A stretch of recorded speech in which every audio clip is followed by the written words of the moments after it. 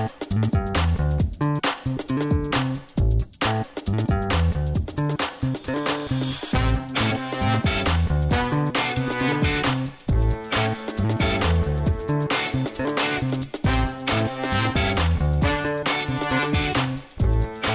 everyone. Thank you for tuning in to the Postmodern Realities podcast, brought to you by the Christian Research Institute and the Christian Research Journal. I'm Melanie Cogdill, managing editor of the Christian Research Journal. It's March 2025, and this is episode 435, which is a conversation about the scientific community who is widely regarded in our culture as the ultimate authority on truth about the world, and how, in particular, philosophical naturalists explain and pursue human significance and meaning in what they see as a godless universe. Today's guest is Dr. Melissa Cain Travis. I'm excited to have her back on the podcast. It's been several years since she's been on, and Melissa is a fellow of Discovery Institute's Center for Science and Culture. She is also the author of Thinking God's Thoughts and Science and the Mind of the Maker. Melissa has written an exclusive online feature article called The Pathos of the Reflective Naturalist: Meaning, Happiness, and Eternity in Our Hearts. And you can read it without a paywall for free on equip.org. That's EQUIP.org. Melissa, it's been a while since you've been on the podcast, but I'm very excited for this conversation today and to welcome you back. Thank you. I'm always excited to talk with you. This is one of my favorite outlets for writing and podcasting. So I'm happy that I had a chance to contribute something new and that we get to talk about it. Well, this is a topic that is of interest, I think, to a lot of people. So I definitely want our listeners to hang in there, because the idea of pursuing happiness is something that is just like almost one of those things that is essential to people's understanding who they are, especially people who are not religious. So if you ask a lot of people who are not religious about, like, what are your hopes for your kids as they're being launched into the world, like going to college, what I hear from those folks is, well, the most important thing is that my child is happy, or that I'm happy, or what does it mean to pursue happiness? So this is a very fascinating topic. It will be a little bit of a intellectual kind of thinking cap way that we're going to talk about it, but I think it's very important because it is something that people care about deeply. So this is just, I mean, all people, whether they're Christians or, like I said, non-religious, they care about having meaning in their life. What does it mean to exist? So how about you? When did you first become interested in this particular issue of the problem of meaning? Well, I started graduate school at Biola University back in 2009, and I took an introductory apologetics class during that first semester.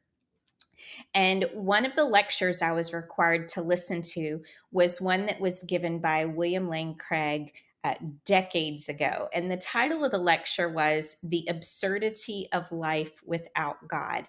And still to this day, I rank that lecture as one of the top 3 most influential lectures of my academic life, because it got me thinking about meaning in a whole new way.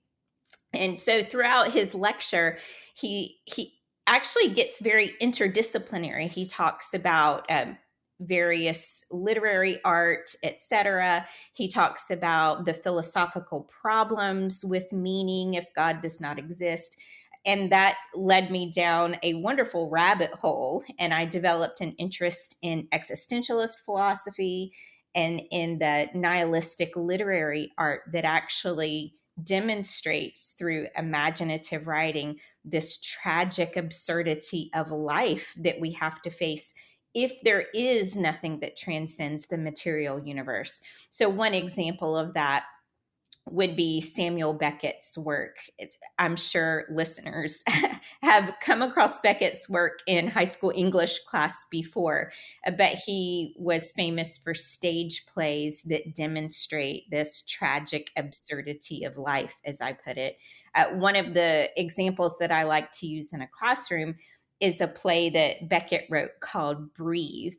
And I won't spoil it for listeners, but I would encourage you to go on YouTube. There are several different uh, videos that show different interpretations of that play, but it's a really good example of art communicating this idea of the absurdity of life, of the nihilism that we're left with if there's nothing outside the material world.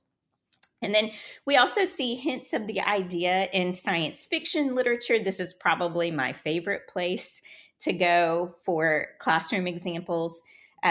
H.G. Wells is a good example. And for anybody that's interested, I actually wrote a reflection on H.G. Wells' famous novella, The Time Machine, where I discuss how that particular novella reflects what I'm talking about. You can find that essay over at the Worldview Bulletin. The title of it is The Noble Lie of Poetic Naturalism. But since I do a lot of work within the discipline of science and religion, this problem of meaning has hit my radar in some really exciting new ways over the past several years, because we've seen this uh, wave of literature coming out from these highly credentialed scientists in which they're actually talking about these deep philosophical problems of life. And I talk about these in some other places. I've written about them actually for Christian Research Journal. So listeners who have read some of my other articles or heard some of my other podcasts, this is going to ring a bell. So we have guys like Sean Carroll, Brian Greene, and Neil deGrasse Tyson. Sean Carroll wrote a book back in 2016 called The Big Picture on the Origins of Life, Meaning, and the Universe Itself. Brian Greene in 2020 wrote a book called Until the End of Time, Mind, Matter, and Our Search for Meaning in an Evolving Universe. And then Neil deGrasse Tyson has several video shorts that you can find online where he's answering listeners and readers' questions about purpose and meaning in life. And then he has a short book that came out several years ago called Letters from an Astrophysicist. And one of the letters that he answers in that book is a letter in which one of his fans is asking him, well, what is the meaning of life given what we know about the universe? So all of this to say, I've had, I guess, 15, 16 years of thinking about this meaning problem and really discovering how rich this conversation is, how interdisciplinary it is. And I'm just increasingly excited about it. It's not something I ever get tired of reading about, researching, and writing about. Well, this is really interesting, because it's something that scholars, non-religious scholars are thinking about too, and other public intellectuals, and they're having this phrase that they're talking about called the meaning crisis. And I want you to kind of explain to our listeners what that is and why Christians should care. As a matter of fact, as I was preparing for this podcast, I stumbled upon a professor who has a PhD, I think it's psychology and cognitive science, and he's a Buddhist. And he has an entire series called Awakening from the Meaning Crisis. And it's a 50-part lecture series about, how this has helped, why this matters for your mental health from his point of view. So this is something that people are really talking about. I mean, if somebody's, online giving 50 lectures on this. So explain to us a little bit more about what this is and why Christians should take note of it, really. Oh yeah. So the guy that you're talking about, he's at the University of Toronto. His name is John Vervaeke. Yes, exactly. That's Yeah. him. Yeah. So is he I believe coined this term meaning crisis. And if you go on YouTube, as you said, you can find a whole lecture series that he did about this.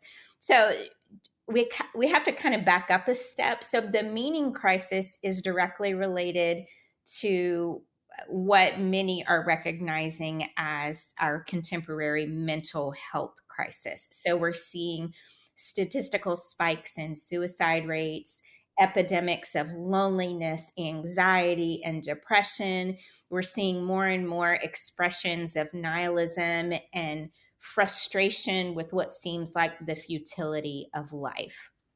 For So the John, loneliness crisis, I would point out, and I will tell our listeners we have a in-depth article on that, but that's even reached like governmental levels of countries where they're caring about this. yeah, for sure, for sure.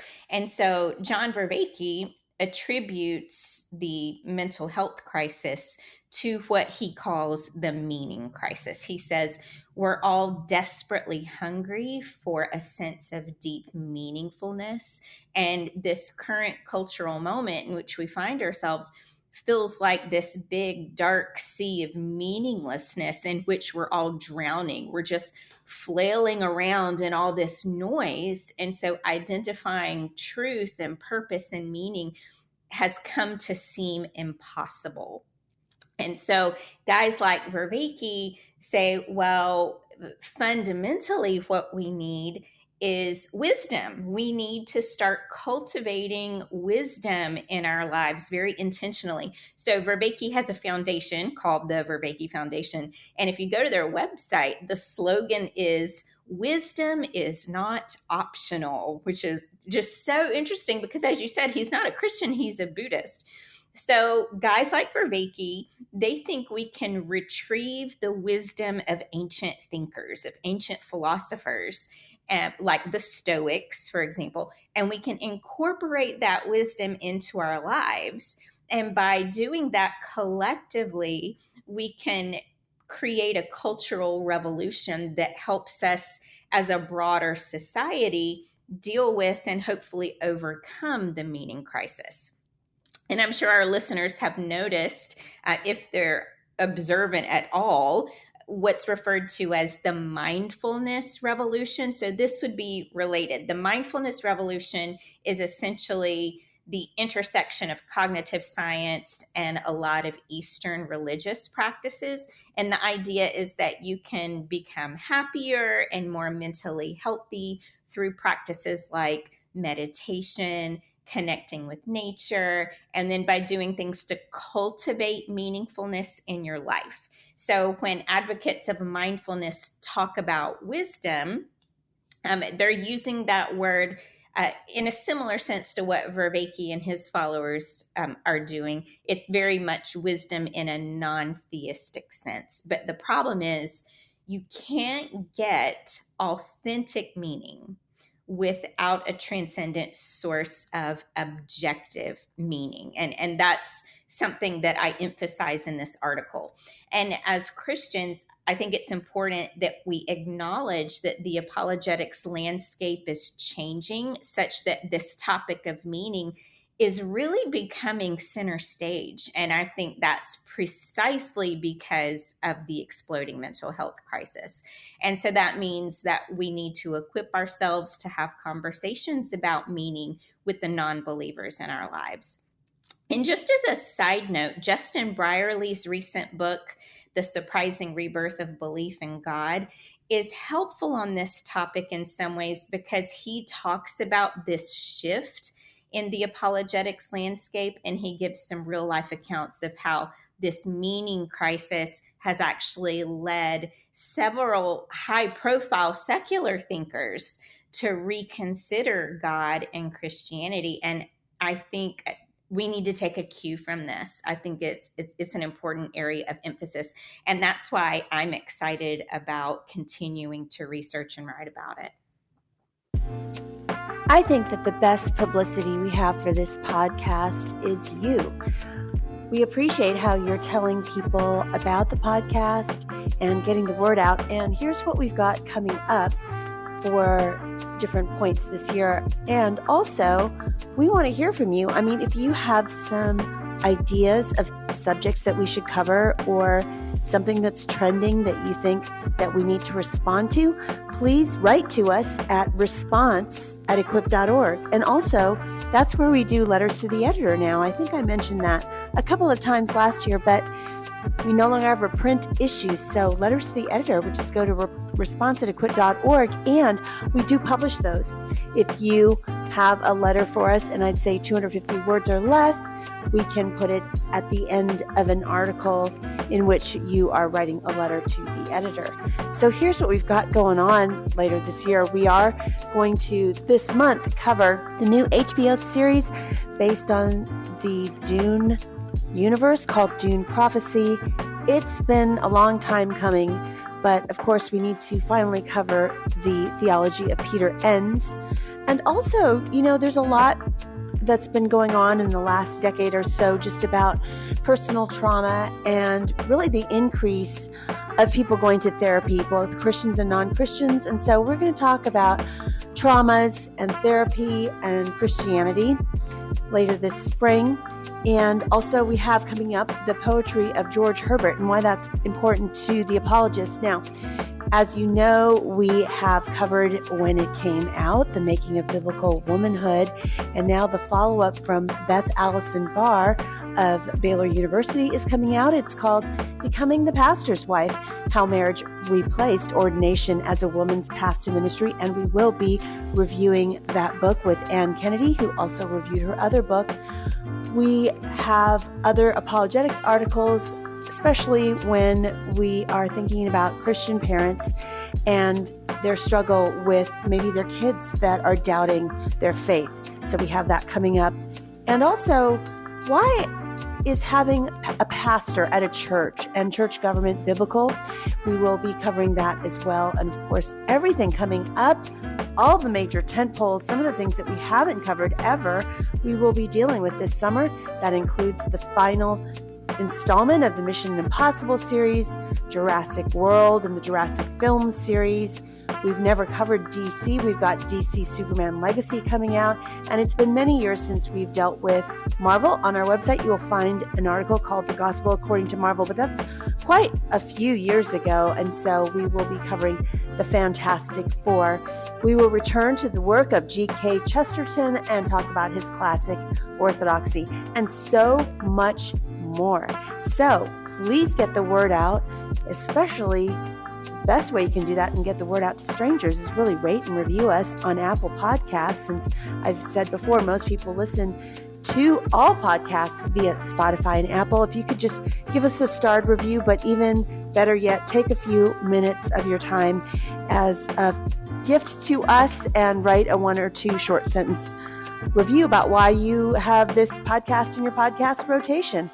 And you don't want to miss out on hearing the actual articles read, kind of like an audiobook, but an audio article on our newest podcast that debuted about a year ago, and that's called Christian Research Journal Reads, and you can get that wherever you get your favorite podcasts. Well, now back to my conversation with Melissa Cain Travis. All of that is very fascinating because, like you said, it's made its way into kind of popular culture, especially with all the things that focus on mindfulness and self-care and bringing in those Eastern views into just kind of how people could potentially cope with some of these things that they're facing. And I want to mention too to our listeners, and we will link them in the show notes, that a few years ago, you wrote an article for the Christian Research Journal on various famous scientific materialists and how they would respond to the meaning problem. So is this one new one that you've done, is that related in any way? Well, this article wasn't intended as a sequel per se, but the content is absolutely an expansion on the same themes from that article. So a moment ago, I mentioned Sean Carroll and Brian Greene and their books on finding meaning in a silent universe or a godless universe. And I unpacked that in that previous article. I interacted with their philosophy, which they refer to as either optimistic naturalism or poetic naturalism, is what Sean Carroll likes to call it. So I definitely encourage listeners to find that article. It's entitled Scientific Materialist Manifesto, The Pursuit of Meaning in a Godless Universe. And read that in parallel with this new article because it will give you an even broader context for the conversation. So in your article, you actually start out with a quote from Elon Musk, who has been in the news quite a bit lately. And it's a comment that he made, post that he made on X a couple of months ago about the necessity of interplanetary travel. So, what did you find interesting about his comment, and what does it have anything to do with the meaning crisis? Yeah, in that post, Musk said that the long term survival of conscious life depends upon achieving interplanetary travel. Now, I'm always fascinated with statements like this, especially from non religious people. Not long ago, Musk described himself as a cultural Christian, and he's talked on and off about the sociological and cultural benefits of Christianity. But he still notes that he's not a religious person.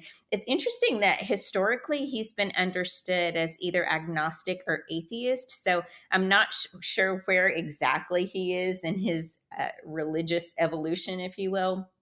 But anyway, what I find so striking about these kinds of comments, especially when they're made by celebrity futurists like Musk or Ray Kurzweil, for example, is that extending the existence of conscious life or of the human race may be technologically possible, but there is a hard limit. There will always be a hard limit because the universe itself is doomed. So humans may eventually escape the solar system before the sun incinerates planet Earth, but eventually entropy is going to win, full stop. Astrophysicists call this the heat death of the universe, which is when there will be no more usable energy anywhere.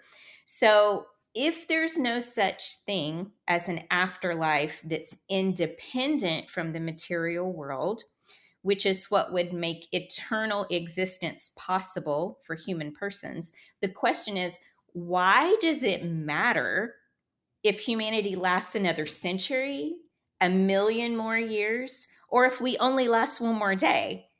Because if the end is the same, if the ultimate end for us as conscious creatures is eternal non-existence, then my question is, what's the point of all the effort and all the expense that we would need to go to just extend the existence of our race a little bit more or even a lot more? Because at the end, everything's going away. All things are going to end, and no one will be around to remember any of this. That is really fascinating. Now, what does that actually have to do with meaning? I mean, you mentioned the eventual death of the universe. What does that even relate to this particular topic, practically for our listeners trying to get a handle on how to understand this whole trend? Well, if the universe is temporally finite and naturalism is true, if both of those things are true, then any purpose or significance or value that we perceive or that we try to generate during our human lifetimes ultimately turns out to be meaningless. Once all things come to an end, we're not going to have any kind of enduring legacy. There won't be any memory, as I said, of conscious life having ever existed. So, for any of this, any of our existence, the things that we do, the things that we love, our grand achievements, for any of that to matter at all, there has to be an ultimate hope, a transcendent source who bestows objective meaning upon our lives, who we will go on to enjoy forever, just to paraphrase the Westminster Catechism. So, the way William Lane Craig puts it in his classic lecture, The Absurdity of Life Without God, is that there are two essentials for our lives to be objectively meaningful: God and eternity. And so that's what I'm getting at here. We have to have the transcendent, and there has to be hope for an eternal existence in communion with that transcendent source. And so, when we talk about the eventual heat death of the universe, if that means that humans also face eternal non existence, then that eliminates any chance for there being objective meaning of life. And if there is no God, nothing that transcends this material world, then we're also in the same boat. And according to the naturalist, we don't have either of those things. And so that's how the finitude of the universe relates to this philosophical problem of meaning. So you've written before about how some scientific materialists, like the ones you've mentioned so far in this podcast, including Brian Greene and Sean Carroll, and of course, most people might have heard of Neil deGrasse Tyson, how they try to escape the meaning problem. Are there any contemporary scientists who seem troubled by the impossibility of transcendent meaning within a naturalistic view of reality? Oh, yes, for sure. So early last year, it was in April of last year, I was up in Dallas. I had a speaking engagement that was related to the total solar eclipse that we had last year. And while I was in between lectures, I was over at a Barnes and Noble bookstore just browsing around. For some decompression time. And I was over in the science section, and a particular book caught my eye. It was just this little paperback book entitled The End of Everything Astrophysically Speaking. And it was written by a scholar I'd never heard of, Dr. Katie Mack. And I discovered that Dr. Mack is an astrophysicist at UNC Chapel Hill. So I grabbed it off the shelf, went over and got a coffee and sat down to flip through it. And after I skimmed it, I figured, oh, this would probably be pretty valuable in my research on the intersection of science and the philosophy of meaning. So I bought a copy, and it turned out that I was right. Most of the book is this introductory level explanation of the physics involved with the birth of the universe, its development, and then the two main scientific models that describe how the universe will end. But then you strike gold in the epilogue of this book, because Katie Mack turns to this philosophizing about what all this says about human significance. And she's actually a wonderful writer, and I want to share this one excerpt with our listeners from her epilogue. She says, "It's impossible to seriously contemplate the end of the universe without ultimately coming to terms with what it means for humanity. There has to come a point in any timeline with a finite extent where our legacy as a species just stops. Whatever legacy based rationalization we use to make peace with our own personal deaths, perhaps we leave behind children or great works or somehow make the world a better place, none of that can survive the ultimate destruction of all things.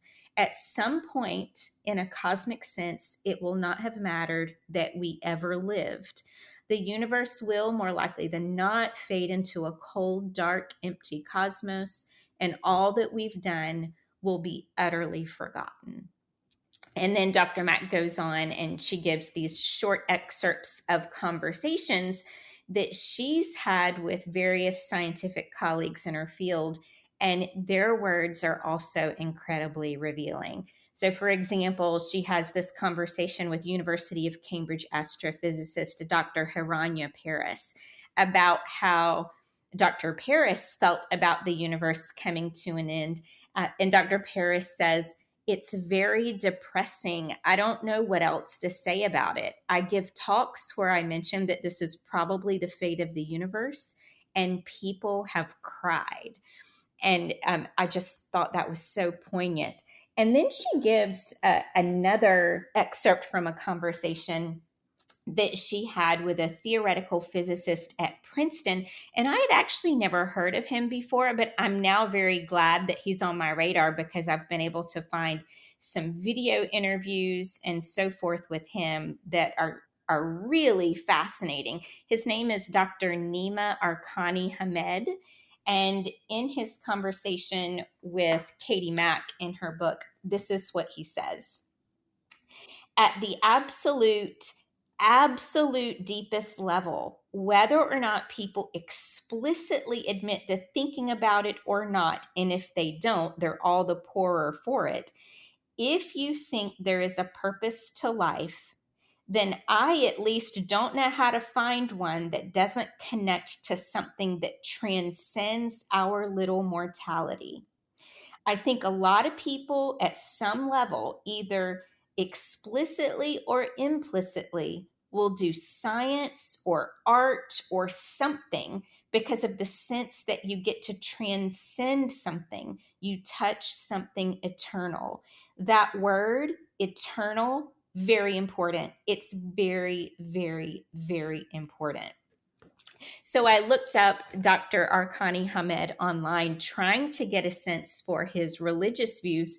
And honestly, I could not make heads or tails out of the little clues that I found online. So I don't know where he is in terms of his religious beliefs, but I found it like utterly fascinating that he really harps on this idea that if we're going to find deep meaning and purpose, then we have to somehow connect to something transcendent and eternal. And that just reinforces what I was saying earlier and what William Lane Craig argues in his lecture, that those are the things we have to have if we're going to have objective meaning in life.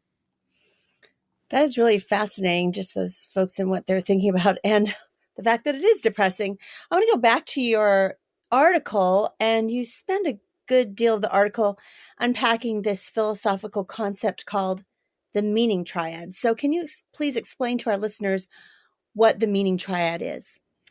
Sure. So, about a year ago, I discovered the work of a Notre Dame philosopher I had not heard of before, Dr. Joshua Sechrist.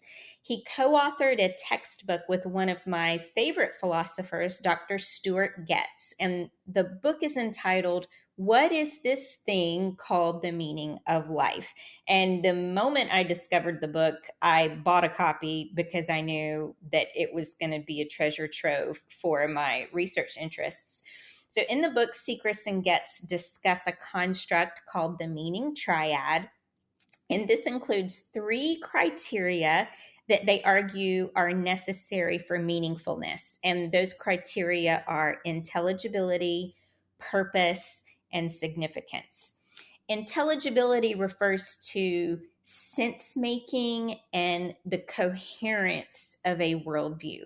So things make sense to us when they fit together appropriately, when there's a logical coherence within a unified whole. And Sechrist and Getz argue that when it comes to the search for life's meaning, what we're concerned with are existentially weighty matters. Things like origins, purpose, significance, value, suffering, death, and our final destiny.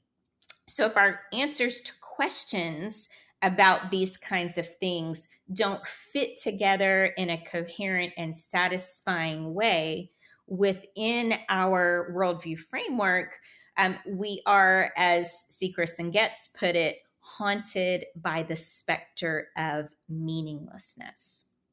And the second element is purpose. So, purpose is somewhat self explanatory. We structure our lives around this hierarchy of goals, if you will. We have some that are implicit, some that are explicit. And those who claim that we don't need God to have a meaningful life, like the scientific materialists we've already mentioned a couple times in this podcast, they often focus on this element of the triad. They say, well, we can create our own purposes, and that would include things like contributing to something bigger than ourselves. In other words, doing things that can improve the human condition for our fellow humans, whether it's in the present or future generations. And this is how some would distinguish between a life of selfish hedonistic pursuits and a life with a genuinely fulfilling purpose, at least in theory. And then the third part of the triad is significance. And that's also pretty self explanatory. It's what somebody has in mind when they think of the idea of mattering, someone or something having importance and worth. So those are the three elements of the triad: intelligibility, purpose, and significance. And according to Getz and Sechrist, this triad is what's at least necessary. And I'm not going to say it's entirely sufficient, but we can say that this triad is at minimum necessary for there to be true meaningfulness in life. So it seems like thinkers that we've mentioned already, Brian Greene, Sean Carroll, they are convinced that they can achieve this meaning triad without the existence of God. So how would somebody have a good philosophical response to that idea? Oh, there's a lot that could be said about the philosophical problems that arise when it comes to achieving these elements of the triad within a naturalistic framework. And in that older article that I mentioned, I unpack that to a pretty good extent. But what Getz and Sechrist call this terrestrial framework actually excludes anything transcendent.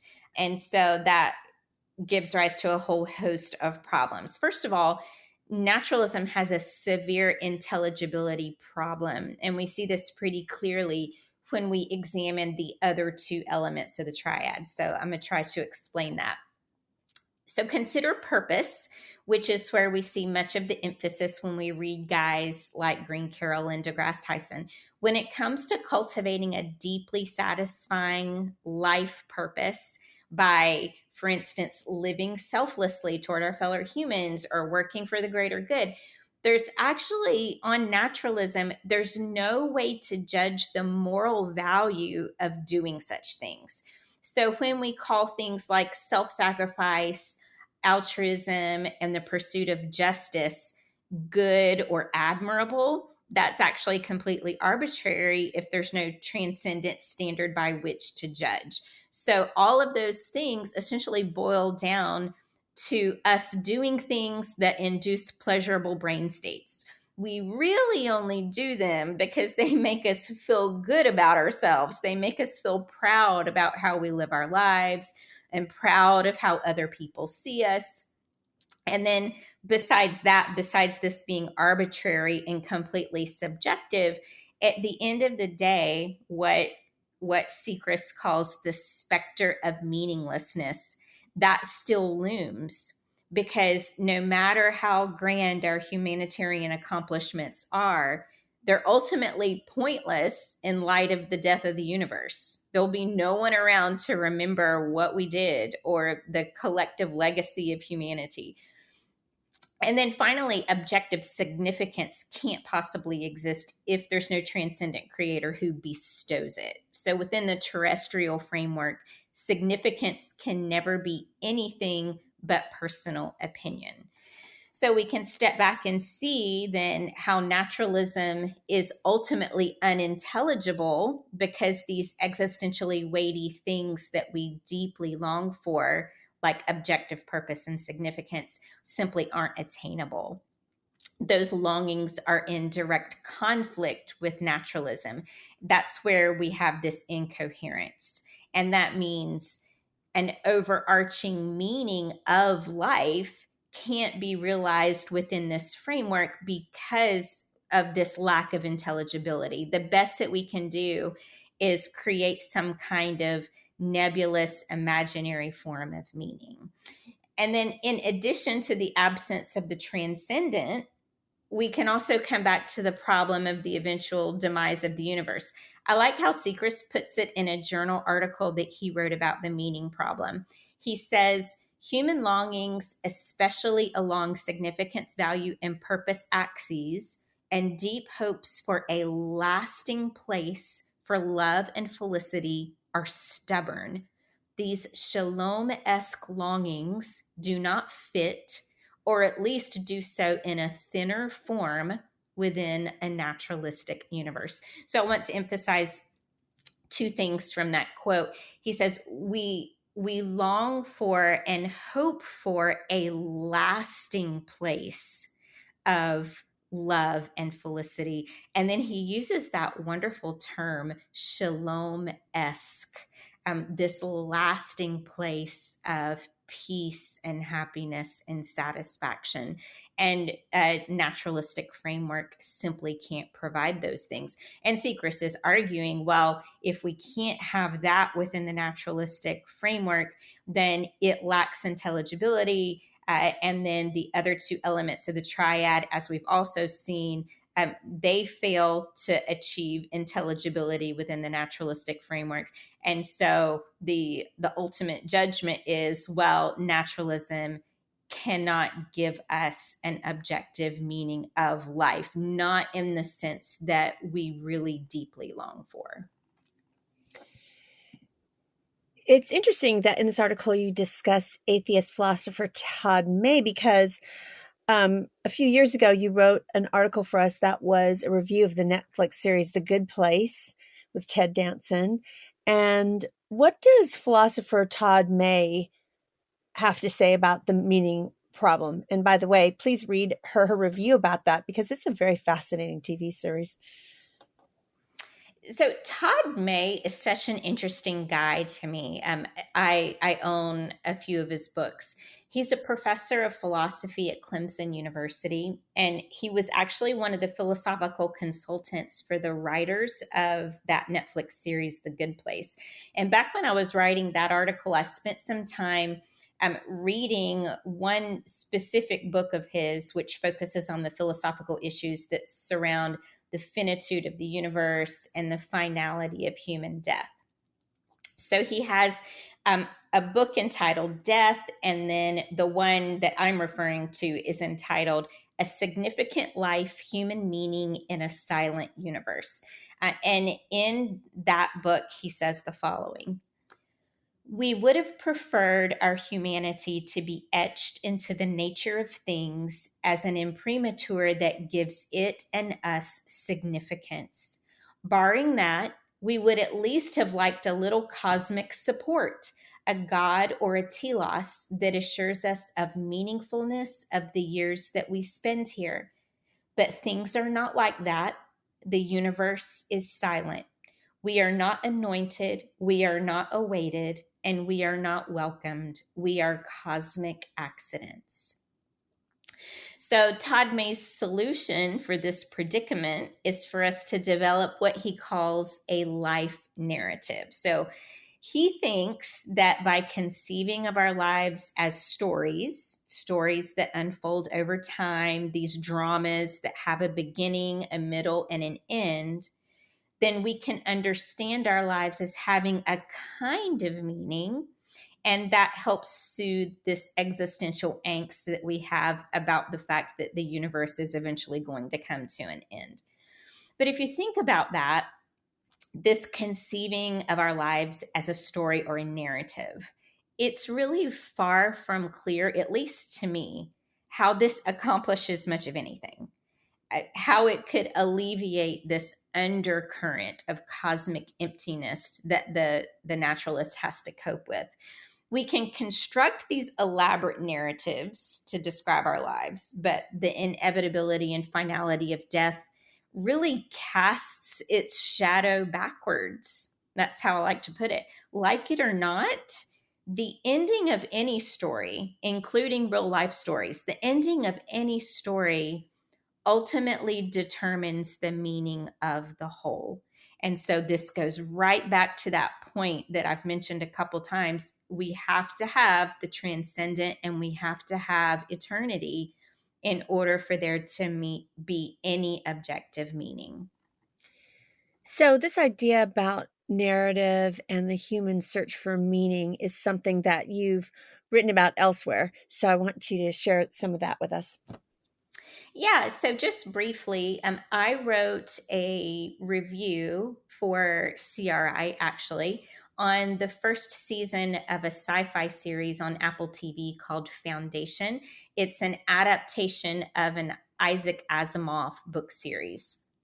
So I reviewed the first season of the show, and what I found really interesting, that although Asimov was a very outspoken atheist, one of the themes in the Foundation story is that as human beings, we long to situate ourselves within a grand cosmic story. There's something intrinsic to our nature that just longs to understand all of reality, this grand existence on the human level and on the cosmic level, as one big story. And the reason we long for that is because there is indeed meaning in story.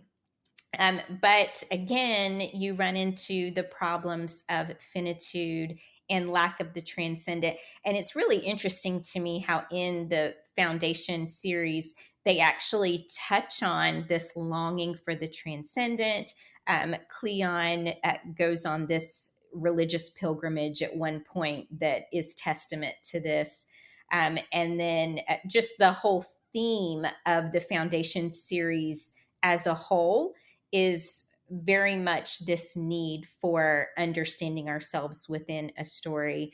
And ultimately, Christianity provides that for us. We understand the beginning, the middle, the end, and then our grand hope for an eternal future of the story. And naturalism doesn't provide that for us. I just as a side note, I am so interested in how we see these kinds of themes, particularly in science fiction film and science fiction literature. That's another project I hope to work on a lot more in future years. And it's really interesting too, because I don't know that as we talk to folks that are not religious who are very convinced of this naturalist worldview, that they've really thought through the logical conclusions of some of their views. And you point out that human evil and suffering is very problematic to the person who has this naturalist worldview when it comes to them trying to pursue and create meaning in life. So why don't you tell our listeners a little bit about how they would even refute that and why that is problematic? Because I don't know if we really think through some of the conclusions of some people who just, oh, okay, I'm going to dismiss all religion and this is my view. Yeah. So when it comes to the problem of evil and suffering, within Christian apologetics, we like to tackle that from the point of view of there being a bigger problem of evil and suffering for the naturalist. But there's another side to this. There's even more of a problem when we face the inevitability of suffering and the inevitability of death, whether it's the death of somebody we dearly love or when we're facing our own impending death. Deep down, we don't want these things to be utterly senseless.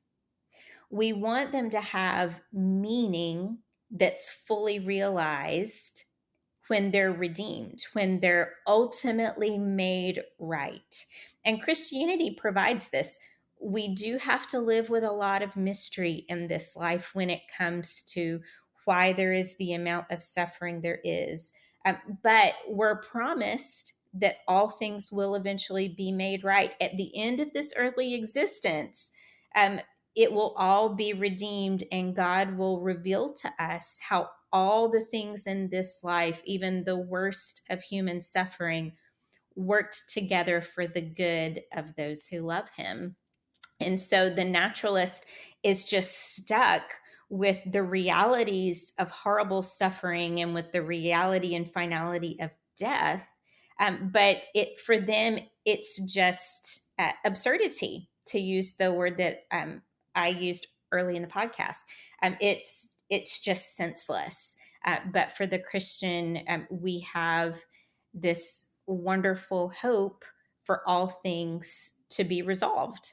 And that's why I think that this is really a problem for the naturalist when it comes to the holistic project of meaning in life. They can take on all of these projects to fabricate purpose in their lives or to cultivate a sense of significance in some way or another, but they cannot make sense of suffering and death. So this is an issue that you have, an interest in, a scholarly interest. And so I knew you're working on some future projects. So can you explain some of those and what we can look for from you in the future on this? So I have a co-authored book that's coming out in February of 2026. The title of that book is The Reconstruction Project, and my co-author is Dr. Andrew Ike Shepherdson. And one of the chapters that I wrote for the book is on the meaning problem, and some of the material from this article is actually adapted from that chapter. But for the remainder of this year, my plan is to continue researching for a solo publication on this topic. I don't know yet what form it'll take. I need to really be immersed in this topic for a good while before I figure that out. But I'm thinking it'll probably turn into a full-length book at the least. It's like the longer I research it, the more I realize how much else there is to learn on the problem of meaning. So this is probably going to be something that I spend many more years on. Well, thank you so much for being on the podcast today to start the conversation on this very important topic. And it's kind of always a tradition to ask a fun question. And so my question to Melissa is, we're a little past January now, but I want to know from you, if you look back at the end of the year, what is a word that you hope will be describing 2025 for you? Oh, that's interesting. I don't have one word, but I do have a phrase that has just been echoing in my mind, even still after the New Year's, a good several weeks behind us. And that is turning of the tide. And I actually feel like this is a phrase that the Lord gave me when I was in prayer at my church one day back in maybe November, I think.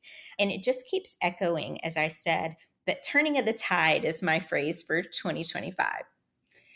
Well, that's really interesting. Thank you for sharing that with us. And thank you for being a guest on the Postmodern Realities podcast. And we are hoping to have Melissa back again sometime this year. Thanks, Melanie. This was great. You've been listening to episode 435 of the Postmodern Realities podcast from the Christian Research Journal.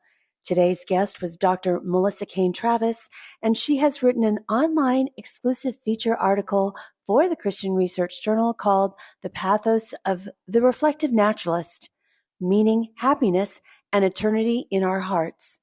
And you can read her article for free at equip.org. That's EQUIP.org. You won't want to miss out on subscribing to the other podcasts from the Christian Research Institute. We have the Bible Answer Man podcast, which is published Monday through Friday with the best of the week on Saturday. It's hosted by CRI President Hank Hanegraaff and is available wherever you get your favorite podcasts. In addition, Hank has a podcast called Hank Unplugged. Hank takes you out of the studio and into his study to engage in free-flowing, essential Christian conversations on critical issues with some of the most interesting, informative, and inspirational people on the planet. And you won't want to miss out on the brand new podcast from the Christian Research Journal. Christian Research Journal Reads presents audio versions of Christian Research Journal articles. It was a print incarnation of almost 45 years. It's now on the web, as you know, with new articles every single week. So you won't want to miss these audio articles of some of our most popular and most accessed articles on our website, equip.org.